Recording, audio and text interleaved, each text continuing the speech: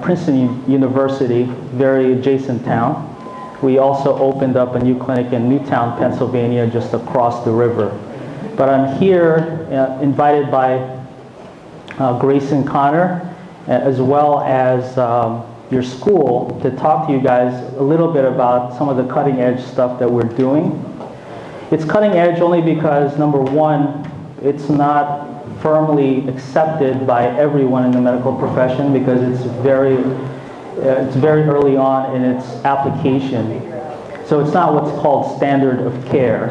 Okay, so I want to disclaim that before I go into any specifics. And I'm going to cite very specific studies that show any benefit to the treatments that we suggest. You can actually look up, I can increase the volume here. Okay.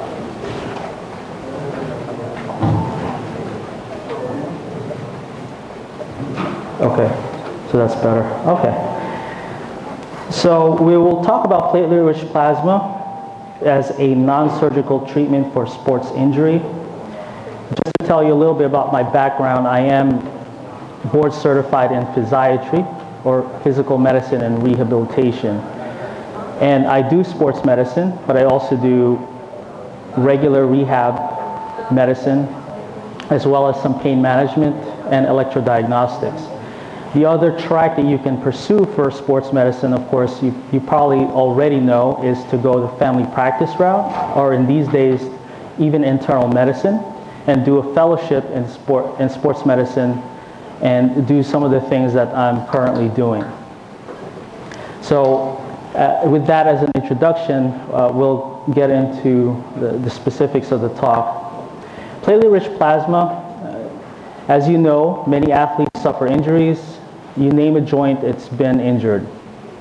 And what we've been using in the past as a standard of care, if somebody hurts a particular joint or ligament, you've heard of the classic steroid injection. It's been done for many years.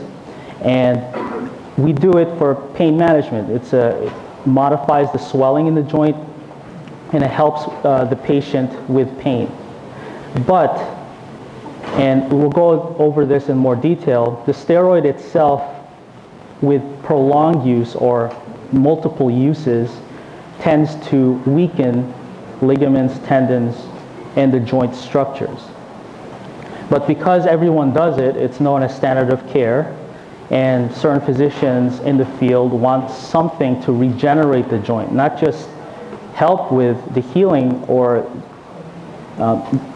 help with the pain long term, but actually heal the joint and make it as new as possible without having to do surgical intervention. And we'll go over certain examples, and I'll show you things that we do here at the clinic, or in Lawrenceville rather, at the clinic. This is a microscopic view of platelets, and when a joint, ligament, or tendon or endothelial tissue gets damaged, platelets transform their cell bodies into these tentacle-like structures so that they can clump together and provide a scaffold for healing to start forming, including blood clots. Okay? And this is a schematic of what I mean by that. And for those of you who've taken cell histology or pathology, you are familiar with some of these terms, but if you have an injured tissue, in this picture, the basement membrane right here with the collagen is identified. What happens then is injured tissue tend to express von Willebrand factor, and as you can see there in this schematic here.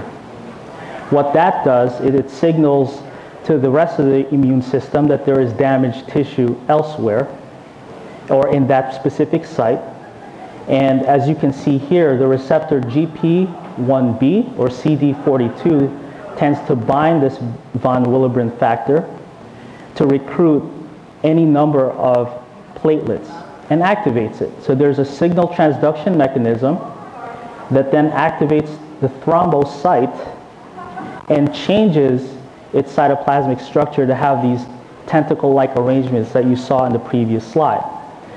What that does, it also elaborates different other receptors called GP2B and A, and that in turn recruits other thrombocytes and activates them. So you have this tight network of thrombocytes really localizing to the injury, and we're trying to take advantage of this in a very useful way because we're going to target our injections to the site of injury, and we do that with ultrasound, and we'll show examples of that. So you have what you know as a blood clot because it'll tend to trap RBCs in the area and form this tight scaffold. And so once this meshwork is formed, as the slide shows, it tends to attract different types of cells known as stem cells, and they're all over the body, including tissue, and they're ready to be recruited when there is an injury. So there are signals that are transmitted locally to recruit these stem cells. And as you know, stem cells are progenitor cells, and they become specialized cells with the right signal and with the right environment. There are other things that we found in the literature, as well as in vitro studies with animals and even humans, but we believe hepatocyte growth factors are very important, vascular endothelial growth factors. And what these growth factors ultimately do, or help do, is the increased blood supply to the area because they stimulate more blood cell or blood vessel formation. So because of that, it supplies more blood supply to the injured area and hence more healing. So it's a very dynamic process, but it builds on itself as a system.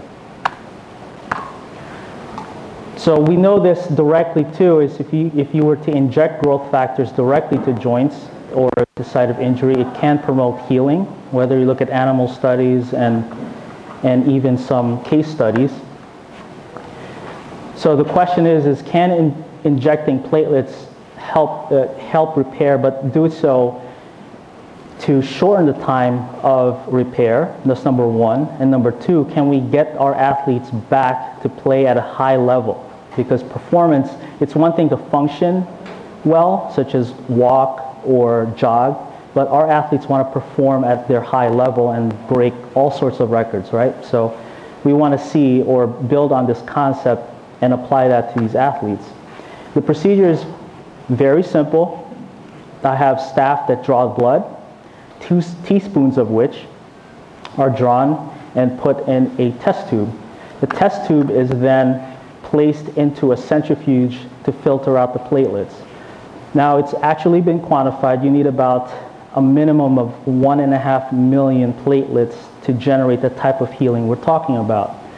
So if you take into account the concentrations that are in the body at any given time, that's anywhere from 3, 5, maybe 8 times the concentration at a local site that we are treating. We filter it from the rest of the plasma, so you can actually separate the blood in what's called platelet-poor plasma and platelet-rich plasma, as well as the RBCs and whatever leukocytes are in the system. So what we do then is I draw a syringe that has full of the platelet-rich plasma, and that's what we're going to inject into the patient. Now, in terms of clinical trials, I have to mention, like I said, it's not standard of care. It's experimental, and for the most part, insurance companies do not pay for it, and patients know this coming in before seeing me. But the clinical trials are still limited.